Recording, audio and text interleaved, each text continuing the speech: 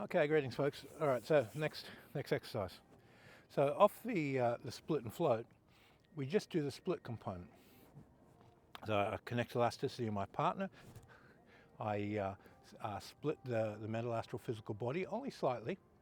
And then from there, I pick one of the energies. So from here, I might hit a magnetic body mechanic, and that was the inward. I might hit the magnetic body mechanic outward. Uh, Earth element, a little bit of fire, and a little bit of inward fire. So you can, then earth element is a neutralizing energy normally done within yourself, but if you condense inside your partner, it can have a sinking effect, or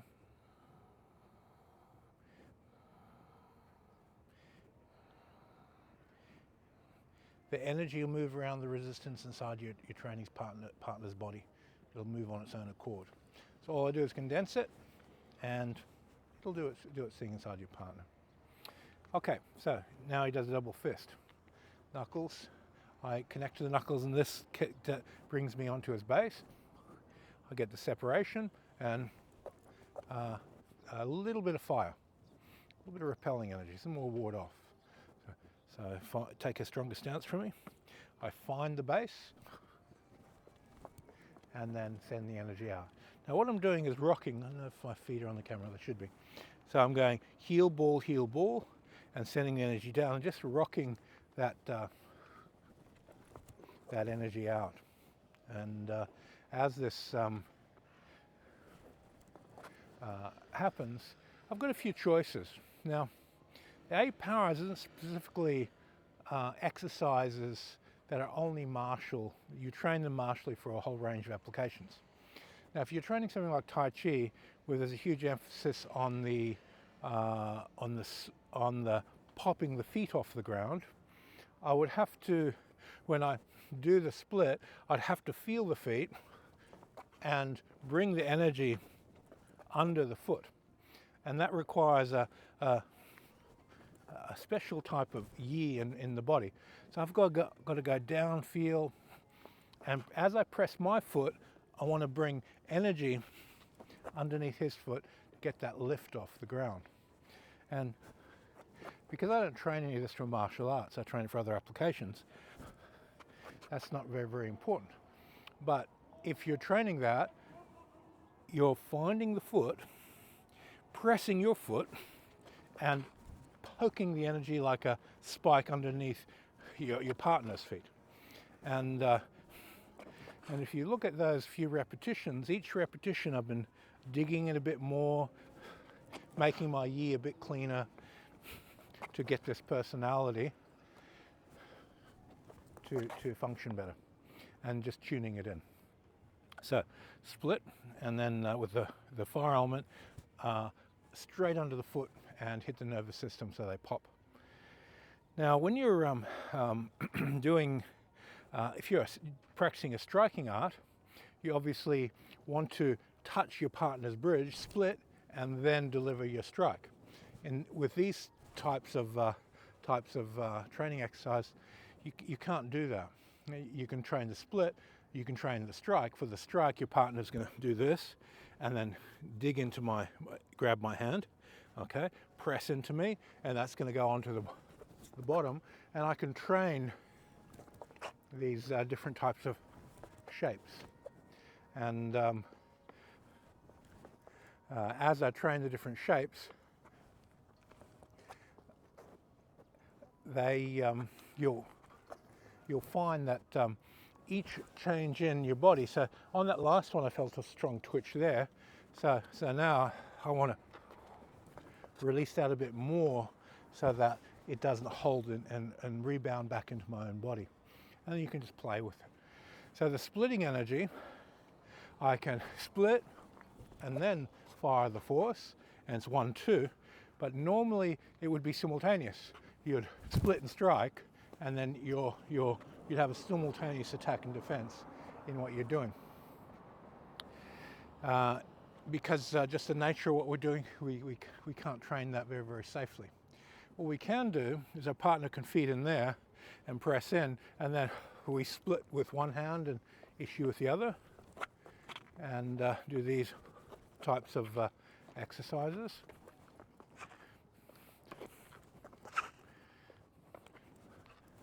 And what you'll notice is you're mostly training your yi, your mind, and you're just getting your mind to do what you want the energy to do more cleanly. This hand is doing most of the work. It's splitting him. This hand is running the energy through the gaps after I've split. And then you can train whatever shape you want. So if you're Wing Chun, you're doing Gan Sao punch, your partner would be punching down here, pressing in, you'd put the Gan in, and then you'd train the drill. So whatever art you're doing, it doesn't actually matter.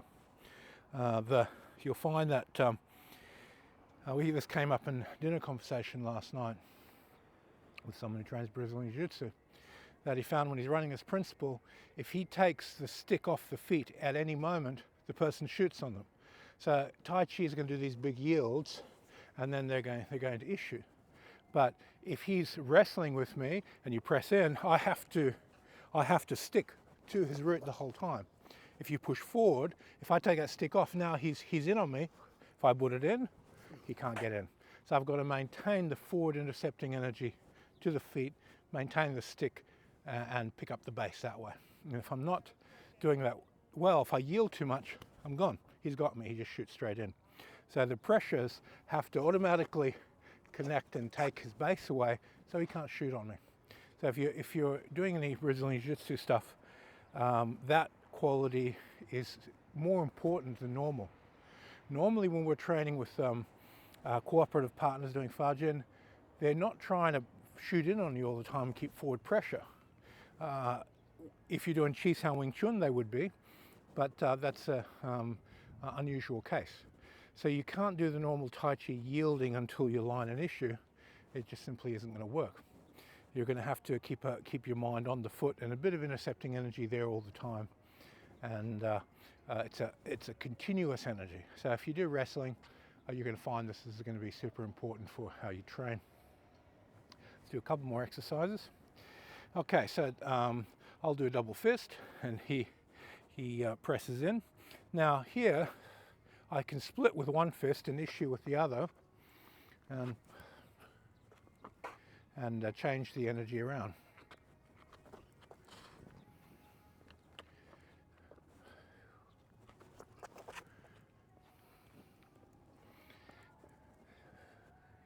So now that was a split inside of his hips. Notice how his body changed shape to normal. Okay, so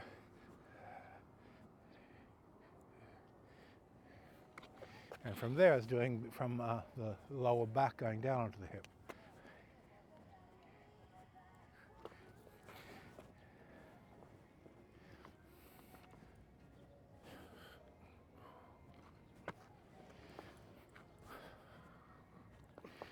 It's doing a split, changing the punching hand.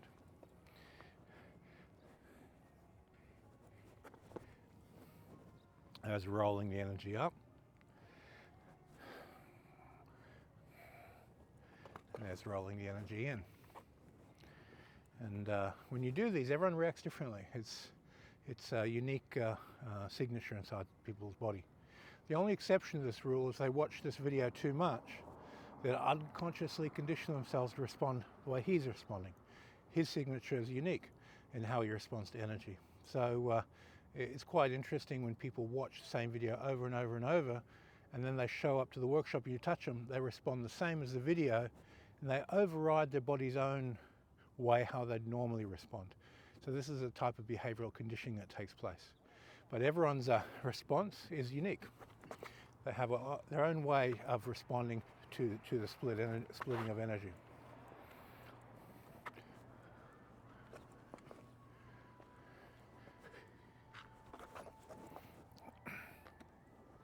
Okay, so just touch with your fingertips down.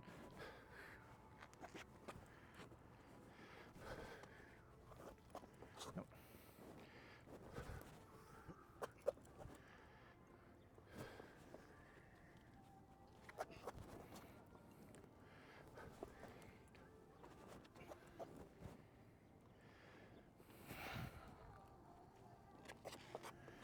So there I just softening the energy down. Now I made it a bit flatter and brought the energy more up. And you can play it any way you want. If you're training towards empty force, you want to, as your partner comes in, you want to switch that energy on before they touch and explore the space between the contact point and them. You'll find the moment they touch it, you get an amplified effect. So what you can do is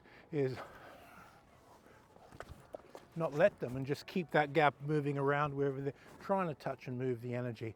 So you start bridging into the empty force phenomena and work with pure energy without need for any mechanical frame. All right, we'll leave that video there. Thanks for your time.